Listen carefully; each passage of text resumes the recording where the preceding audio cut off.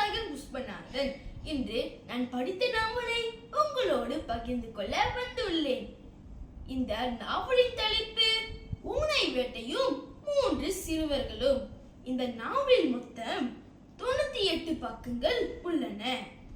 இந்த நாவலை மலேசிய எழுத்தாளர் ஆசிரியர் திரு கே பாலமுருகன் எழுதியுள்ளார்.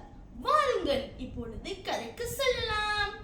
ஒரு கிராமத்தில் நிறைய சிறுவர்கள் காணாமல் போகின்றனர் என்ற அதிக செய்தி உண்டு. அதே கிராமத்தில் இருந்த 3 சிறுவர்கள் மற்ற சிறுவர்களை காப்பாற்ற வேண்டும் என எண்ணம் கொண்டனர். ஒரு நாள் அவர்கள் காற்றில் செல்லும் பொழுது ஒரு குகையை காண்கின்றனர். அந்த குகையின் வாசலில் ஒரு பெரிய ஓனை மனிதனின் சிலையை கண்டு பயந்தனர். நான் கதையை கூறி முடித்து விடுவேன் என்று நினைத்தீர்களா? வாருங்கள் பள்ளி உலகத்திற்கு. இந்த புத்தகத்தை இரவல் வாங்கி